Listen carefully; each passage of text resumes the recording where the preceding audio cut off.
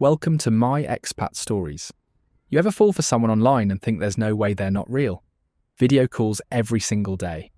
Real conversations, real laughter, real tears. That's what 3 months of daily contact will do to you. Make you believe. I'm reading you a letter from Robert, 53 years old, sales director from Dallas, recently divorced. Met a woman named Noi on ThaiCupid. She worked in her family's handicraft business in Chiang Mai. Warm, genuine, caring. Built a relationship over months before money was ever mentioned. He visited Thailand, spent days at the workshop, watching craftsmen carve wood. Met her family. Her brother in hospital. Evaluated the business opportunity. Invested $140,000 in what looked completely legitimate. $168,000 total. Gone. Here's how a woman he video called every day for 3 months destroyed everything he had left after his divorce. If you've ever trusted a face on a screen more than the evidence in front of you, hit that like and subscribe. Because that's what loneliness and daily video calls will do to you. Make you believe anything. Here's Robert. Right.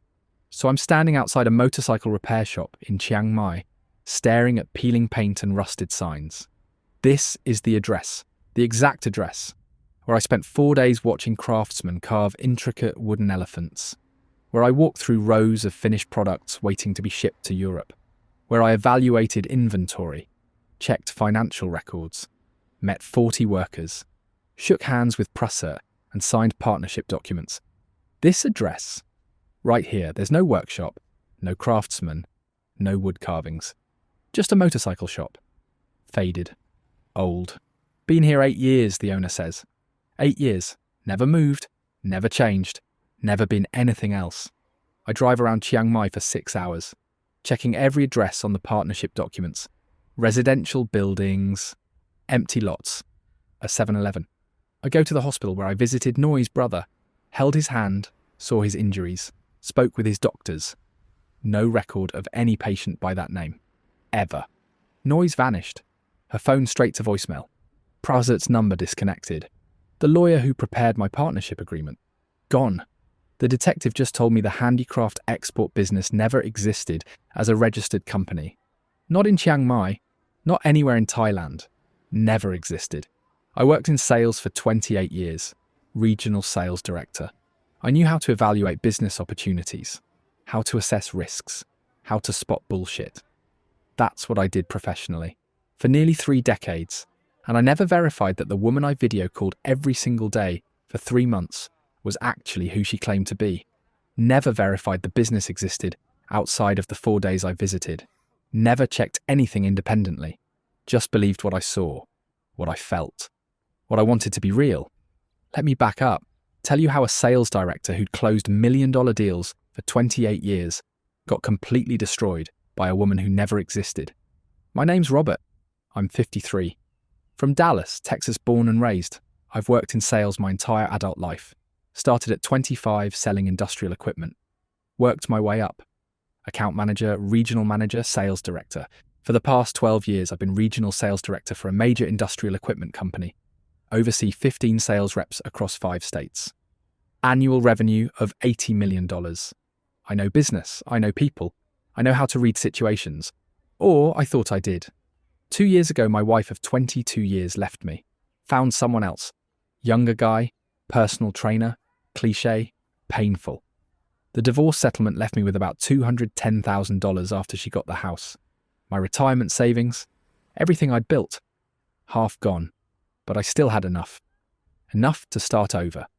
Enough to rebuild. At 53, after divorce, I found myself lonely, really lonely. Coming home to an empty apartment. No one to talk to. No one who cared. Just silence and the TV and microwave dinners. That's a special kind of hell. September last year, a colleague suggested international dating sites. He'd met his Filipino wife through one. Happily married 5 years, 2 kids. Seemed genuine. I was skeptical. Really skeptical. But I was also desperate. So I created a profile on ThaiCupid. Dating site focused on Thai women seeking relationships with Western men. Within 2 days, I got a message from a woman named Noi. Her profile showed an attractive Thai woman, early 40s, looked kind, Warm eyes, genuine smile. Her bio said she worked in her family's export business in Chiang Mai. English was good, better than good. Messages were warm, thoughtful, asked real questions. Not the usual, hi handsome bullshit. We started chatting daily through the site's messaging system. Just talking. About life, about work, about family. She told me about her life in Chiang Mai, her family's handicraft export company. Wooden carvings, furniture, decorative items, traditional Thai craftsmanship. Previous marriage that ended badly when her husband died in motorcycle accident 5 years earlier. She had a teenage daughter, studying in Bangkok, business school. She seemed genuine, real, interested in actually building a relationship, not just looking for money or visa. After a month of daily messages, Noi suggested we move to Line, messaging app popular in Thailand. We began video calling regularly, actually seeing each other, talking face to face. Sort of. I could see her apartment. Modest, clean, real. Could hear Chiang Mai traffic in the background. Motorbikes, street vendors, dogs barking. The sounds of real life. Watch her going about her day, cooking, working, just living. It felt real. It felt genuine. She showed me her family's workshop during one call, walked me through with her phone. Craftsmen carving wood, the smell of sawdust, the sound of chisels on teak, finished products stacked waiting to be packed for shipping. My family's been in this business for 30 years, Noi explained, her phone camera showing me everything. My father started it. Now my brother and I run it together. We employ 40 workers who make traditional Thai wood carvings, furniture, decorative items. It's honest work. We're proud of what we create, proud of keeping traditional skills alive. Over the next 3 months, Noi and I talked every single day.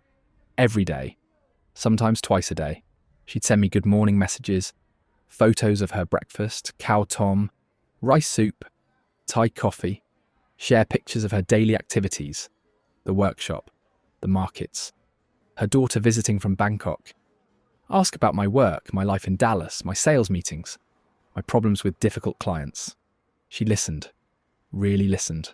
Remembered details, asked follow-up questions.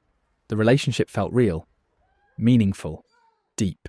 I found myself falling for her, actually falling, for the first time since my divorce, for the first time in years maybe. I felt something. Looking back now, that was the whole point, the trap. Make it feel genuine, make it feel real, make me fall, then take everything. In December, Noi mentioned her family business was facing a challenge. One of their major European buyers had delayed payment for a large shipment, creating cash flow problem. They needed to pay their workers and purchase raw materials for upcoming orders. But the delayed payment had left them short of working capital. Temporary problem, but serious. I feel embarrassed to mention this, Robert, Noi said during a video call. She looked stressed, tired. But I'm worried about our workers. If we can't pay them before holidays, some will leave to find other jobs. My family's worked so hard to build this business, maintain our reputation for quality and reliability. I don't want to lose our people over temporary cash flow problem. I asked how much they needed. She said about 1 million baht, roughly $28,000, just to cover immediate expenses until European payment arrived. Maybe 2 months. She insisted she wasn't asking me for money, just sharing her stress with someone she trusted, someone who'd understand business pressures. I would never ask you for money, Robert, she said, looking at me through the screen. Direct. Serious. That's not what our relationship is about. That's not what this is. I just needed to talk to someone who'd understand. You understand business, cash flow, pressure. I needed to talk to you, but I wanted to help. I had savings. I cared about Noi, really cared. I understood business cash flow challenges from my own career. Seen it 100 times. Good businesses with temporary problems. I offered to lend her the money, short-term loan until European payment arrived, business loan, proper terms, interest even. Noi initially refused, said she couldn't accept money from me, wouldn't feel right, would change our relationship. But after several days of discussion, she reluctantly agreed, insisted on treating it as proper business loan with contract and interest. Her brother would prepare loan agreement. Everything formal. Everything proper. Everything legal. I transferred $28,000 to Thai bank account Noi provided. Within 2 days, she confirmed receipt. Sent me signed loan agreement in Thai and English. Contract specified repayment within 60 days plus 5% interest. Everything professional, everything documented. Thank you so much, Robert, Noi said during our video call after transfer. She was crying, actually crying, tears streaming down her face. You have no idea how much this means to me, to my family, to our workers. You're saving our business, saving people's livelihoods. I promise you'll be repaid exactly as agreed. I promise. 60 days. With interest. I promise. For the next few weeks, everything continued normally. Better than normal. Noi sent daily updates about the business, photos of products being finished, beautiful carved elephants, teak furniture, intricate, detailed work, expressions of gratitude for my help. The relationship deepened, got more intimate, more personal. We began discussing possibility of me visiting Thailand, meeting her in person, meeting her family, seeing the business, maybe building something real together. She'd never pushed for money. I'd offered. She'd refused initially. Everything felt genuine. Everything felt right. That should have been a warning. When everything feels perfect, when there's no pressure, when it all seems too good, that's when you should worry. But I didn't. I was too busy falling in love. Then January, everything changed. Noi contacted me with alarming news. Her brother had been in serious car accident, hospitalized with major injuries, multiple fractures, internal bleeding, touch and go for first 48 hours. Medical bills were substantial. Family had already exhausted their savings, helping with immediate costs. Worse. With her brother unable to work, Noi was struggling to manage business alone during their busy season. Orders backing up, workers confused, customers worried, everything falling apart. I don't know what to do, Robert, she said, crying during our video call, really crying, breaking down. The doctors say my brother needs surgery that costs 300,000 baht. Our insurance doesn't cover everything. Deductibles, limits, restrictions. And I'm trying to run the business, manage the workshop, handle shipping, customer service, orders, everything. I'm so overwhelmed. I can't do this alone. I can't. I could see the stress in her face, the exhaustion, the fear. She showed me photos of her brother in hospital, bandaged, connected to various medical equipment, IV lines, monitors, oxygen, medical documents with bills and treatment plans. Everything looked genuine, real, devastating. Over next week, I watched Noi struggle. She'd call me late at night, her time, exhausted from working 14-hour days, trying to keep business running while managing her brother's medical crisis. She never directly asked for more money, never pushed, never demanded. But the situation was clearly desperate, critical. I decided to visit Thailand to help her. I could use some vacation time. Being there in person would allow me to support Noi and evaluate how I might assist with business until her brother recovered. Maybe temporarily, maybe longer, maybe permanently. Are you sure, Robert? Noi asked when I told her my plan. It's such a long trip. Everything here is so chaotic right now. I don't want you to see me like this, stressed, overwhelmed, broken. But I insisted. I wanted to meet her family, help however I could, see this woman I'd fallen for, hold her, support her, be there. I booked a flight to Chiang Mai for early February. 2 weeks, maybe extend if needed. When I arrived in Chiang Mai, Noi met me at airport. Seeing her in person for first time was emotional, overwhelming. She was exactly as she appeared in videos. Same face, same smile, same warm eyes. Exactly the same. We embraced and I felt it. That connection. That certainty. This was real. This relationship was real. This woman was real. Or so I thought. Over the next few days, Noi took me to meet her family. I visited her brother in hospital. Saw severity of his injuries. Spoke with his doctors. Met her daughter visiting from Bangkok. Sweet girl. Polite. Studying hard. Spent time at the workshop watching craftsmen work. Learning about export business. The markets. The customers. The processes. Everything. The workshop was incredible. 40 workers. Maybe more. All carving. Sanding. Finishing. The smell of teak and rosewood. Sweet. Rich. The sound of chisels and sanders and hammers. The feel of sawdust in the air, coating everything, getting in your nose, your throat. Real work, real craftsmanship, real business. Everything appeared exactly as Noi had described. Business was real. Workshop was operational. Family seemed genuinely struggling with dual crisis of medical expenses and business management challenges. I could see it. I could feel it. Everything confirmed what I already believed. On my 4th day in Chiang Mai, Noi's uncle asked to speak with me privately.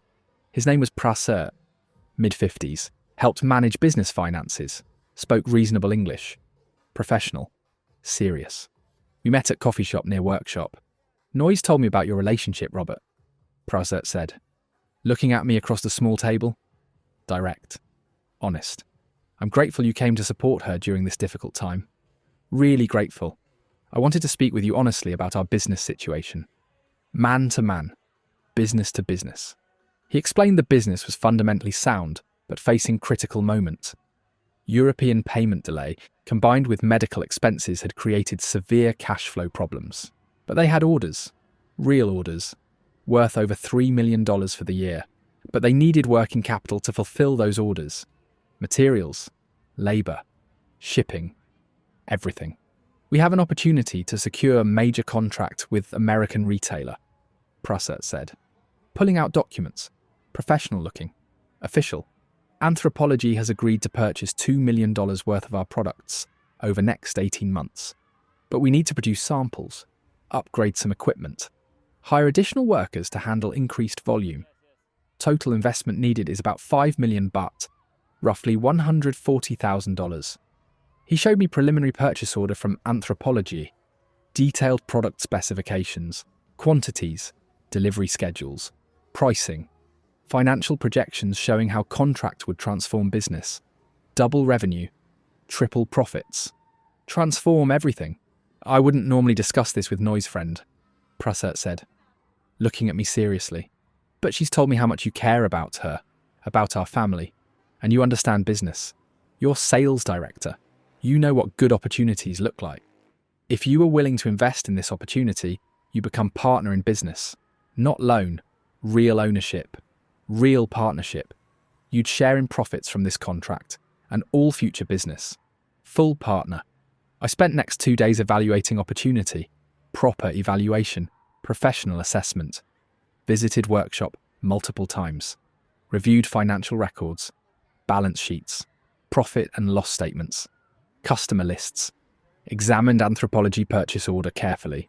Spoke with several senior craftsmen about production capacity, quality standards, delivery timelines. Everything appeared legitimate. Business was real. Orders were real. Opportunity seemed sound. Really sound. The investment structure Prasert proposed was straightforward, clean. For $140,000, I'd receive 30% ownership of family business. Local lawyer would prepare partnership agreement. I'd have legal rights to my share of profits and assets. Board representation. Everything proper. Everything protected. I was hesitant about investing such substantial amount. My entire remaining retirement savings, basically. Everything left after divorce. But several factors convinced me. First, I'd spent time with Noi and her family and believed they were honest people, good people. Second, I'd seen business operations firsthand and they were legitimate, real, operating, producing, selling. Third, I understood export businesses from my industrial equipment career and economics made sense. Numbers worked. Fourth, this would give me meaningful connection to Thailand and to Noi's life, to our future together, our life together. Prasert looked me in the eye. You're not just investing in business, Robert. You're investing in family, in future, in something real, something lasting. That sealed it. That's what I wanted.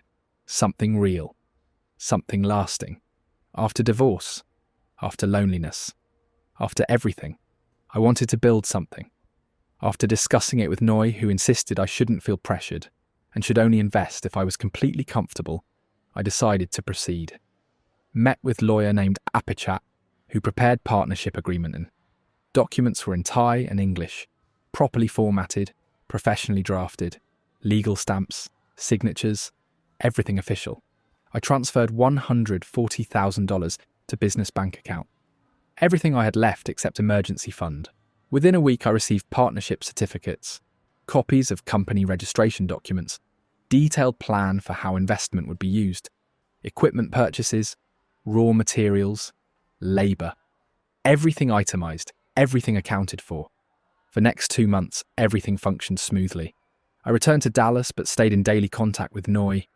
She sent regular updates about production, photos of new products being developed for Anthropologie, videos of workshop expanding, new equipment being installed, new workers being trained, everything progressing, everything on schedule.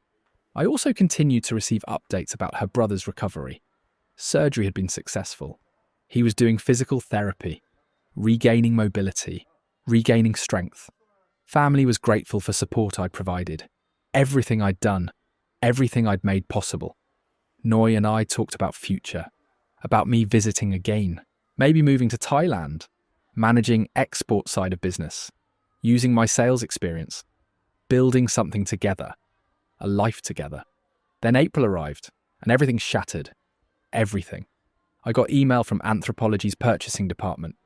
They were writing to inform me they had no record of any purchase orders with Thai handicraft company in Chiang Mai. No record. None. Zero. Requested clarification about why I was referencing their company in connection with business investment. I read that email 3 times. Heart pounding, hands shaking, cold sweat, no purchase orders. But I'd seen documentation, official purchase order, detailed specifications, watched production gearing up for their orders. How could they have no record when entire business expansion was built around their contract? Their orders? Their specifications? I immediately called Noi. Call went straight to voicemail. That automated message, number not available, tried again hour later. Same result. Again. Sent messages online. Delivered but not read. Not read. Tried calling Pressert. Number no longer in service. Disconnected. Gone. That terrible dread. That cold water, that knowing, that horrible certainty. I tried accessing business bank account online. Login credentials no longer worked. Changed. Locked. Gone. Tried calling lawyer Apichat. Number rang but no one answered. Rang. Nothing. I booked flight immediately. Emergency. Dropped everything. 48 hours later, I was taking taxi from Chiang Mai airport to workshop address. That address. The one I knew. The one I'd been to 4 times. The one where I'd spent days. Where I'd evaluated everything. Where I'd made my decision. When I arrived, I found completely different business. Motorcycle repair shop. Faded. Old. Run down. I walked inside. Heart pounding. Asked to speak with owner. Thai man came out. Mid-50s. Grease on his hands. Confused look. I explained I was looking for handicraft workshop that had been operating at this location. Wood carvings. Export business. 40 workers. He looked more confused. This has been motorcycle shop for 8 years, he said, showing me photos on his phone. His shop. Years ago. Same place. Same sign. No handicraft business, no wood carving. Never. Are you certain you have correct address? I showed him photographs from my February visit. Workshop. Craftsmen carving wood. Finished products. Stacks of them. He studied them carefully. Really looked. Confused. Concerned. I don't recognise this place, he said. Not here, maybe different location. Many workshops in Chiang Mai. Many. Could be anywhere. I spent next 6 hours driving around Chiang Mai trying to find any trace of business. Any trace. Checked address on partnership documents. Residential building. No commercial activity. Nothing. Went to hospital where I'd visited Noi's brother. Held his hand. Spoke with doctors. Staff had no record of any patient by that name during time period I specified. No record. Never admitted. Never treated. Never existed. The ground just dropped away. Just gone, everything gone. I went to police station, tried filing report. Officer spoke limited English but understood enough. Directed me to tourist police office. Foreigners. Scams, that department. At tourist police office, I spent 3 hours giving statement to detective who spoke excellent English. Showed him all my documentation. All messages from Noi. Thousands of them. All photographs and videos from my visit. The detective listened carefully. Took notes. Began investigating. Over next week, what he uncovered was devastating. Each piece worse than last. Each revelation more crushing. The handicraft export business didn't exist as registered company in Chiang Mai. Not registered, not licensed, not real. Never existed. Workshop I'd visited was temporarily rented space, set up specifically for my visit. 4 days. Just 4 days. The craftsmen I'd seen were likely hired day labourers, temp workers, who thought they were participating in some kind of promotional filming or business demonstration. Paid for day, gone next day. Temporary. Fake. Theatre. This is very sophisticated romance scam combined with business investment fraud, detective explained. His voice flat. Professional. Seen this before. Scammer builds relationship over months, creates elaborate staging when you visit, then presents what appears to be legitimate business investment, opportunity. Everything you saw was real in moment. Real workers, real equipment, real products. But it was temporary theatre, designed to gain your trust and your money.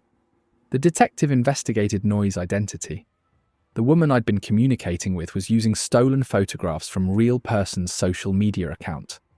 Actual woman in photos was Bangkok businesswoman, had no connection to any handicraft business, no connection to Chiang Mai, had never heard of me or scam. Someone had stolen her photos, her identity, her face, used it to destroy me. These scammers steal photos from real people's social media, detective said. They build complete fake identities using someone else's images. When you video called, you were probably talking to a different woman who resembled photos. Or they use sophisticated video filters and editing to match stolen identity. Or lighting, camera angles, makeup, professional deception. I felt sick. The woman I'd fallen for. The face I'd seen every day for 3 months. Not even real. Stolen. Fake. Ghost. Brother's hospital stay was completely fabricated. Detective contacted hospital I'd visited. No record of any patient matching description or name during that time period. Hospital photos Noi had shown me were either from different hospital, digitally created, or featured real patient whose images had been stolen for use in scam. Someone else's tragedy. Someone else's pain. Used to manipulate me. Procert had vanished completely. Phone disconnected. Address he'd provided was serviced office. Anyone could rent for few thousand baht per month. Virtual office? Fake. Gone. Anthropologie purchase order was sophisticated forgery. Detective contacted Anthropologie's corporate offices. They confirmed it was fake. Professional fake. Someone with access to their document templates had created convincing replica. But it had no connection to any real purchasing agreement. No connection at all. Never existed. Lawyer Apichat, who prepared partnership agreement. Detective found irregularities suggesting Apichat may have been involved knowingly. Part of it. Or maybe he'd been deceived too. Shown fake business registration documents. Drafted partnership agreement in good faith. Maybe. Or maybe not. Unclear. Gone anyway. Bank accounts that received my money were controlled by individuals using false identities. $168,000 total, including initial $28,000 loan, moved out of Thailand within 48 hours of each transfer. Each time, Cambodia first, then Vietnam, then disappeared into cryptocurrency exchanges that Thai authorities couldn't access, couldn't trace, couldn't recover. Gone. Just gone. Vanished. I wasn't only victim. Detective found at least 5 other Western men. Australian, $98,000. British bloke, $72,000. German, $112,000. All same pattern. All romance. All business. All workshop visits. All temporary staging. All destroyed. Combined losses exceeded $600,000.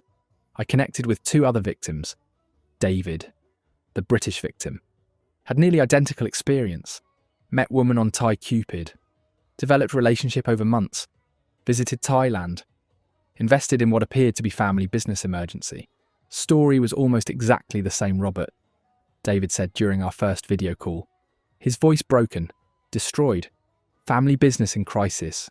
Brother with medical problems. Major contract opportunity that needed investment. I visited business. Met family. Saw everything operating. It all seemed completely real. completely legitimate. How could it not be real? Australian victim, Paul, had been even more cautious than I was. Hired private investigator in Thailand to check business before investing. Professional, expensive, thorough. My investigator told me business was real, Paul explained. Voice hollow, empty. He photographed workshop, spoke with workers, verified address. What he didn't realise was entire operation had been staged specifically for time period when he and I were investigating. After we invested, they dismantled everything and disappeared. Everything. Gone. Like it never existed. 3 weeks after filing report, detective informed me investigation had reached its limits. Dead end. Perpetrators had used fake identities. Likely left Thailand. Money was unrecoverable. Without knowing real identities, prosecution was impossible. Case closed. Sorry. Nothing more we can do. I returned to Dallas in May, financially destroyed, emotionally shattered, completely broken. $168,000. Nearly 80% of my retirement savings. Everything left after divorce. Gone. But financial loss wasn't worst part.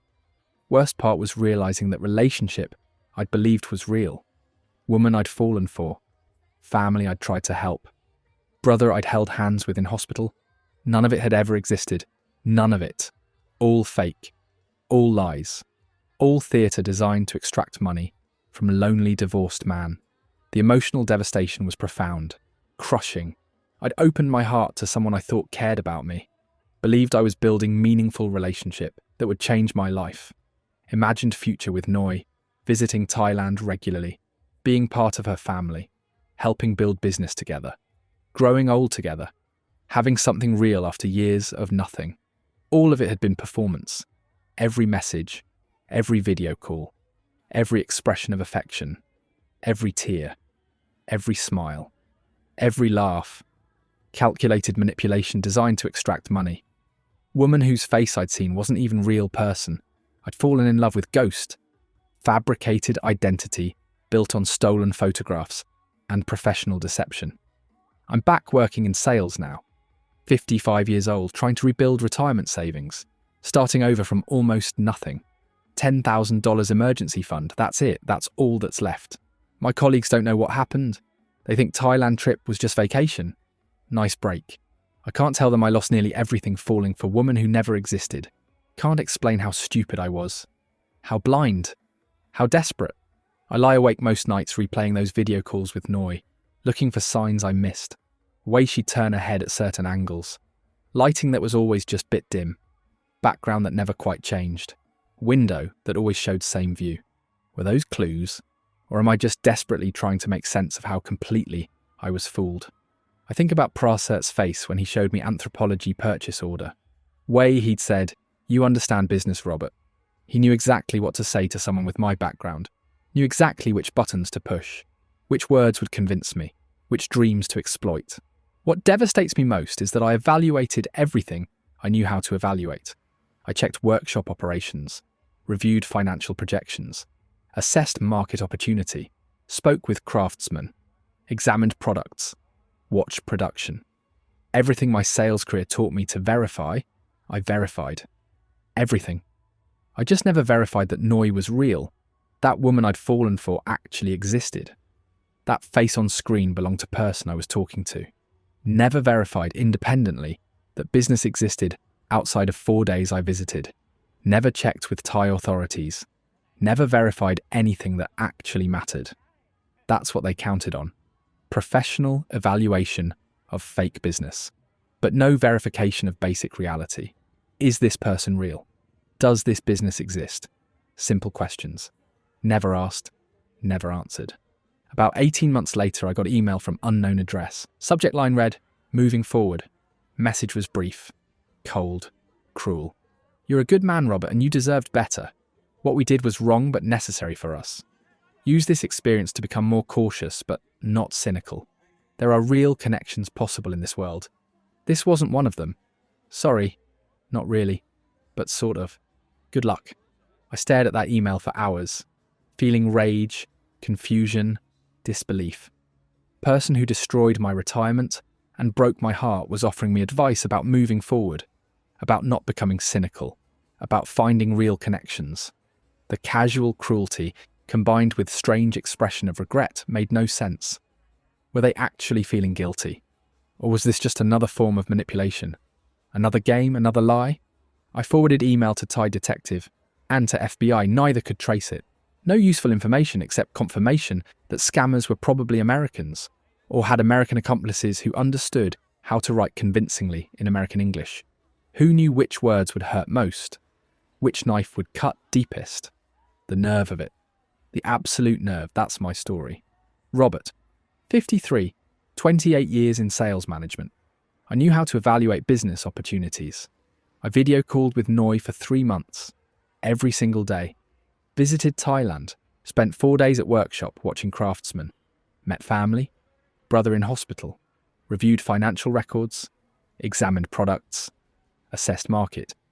Everything confirmed business was real. Everything. David hired forensic accountant who said numbers looked good. Paul hired private investigator who confirmed workshop was operating.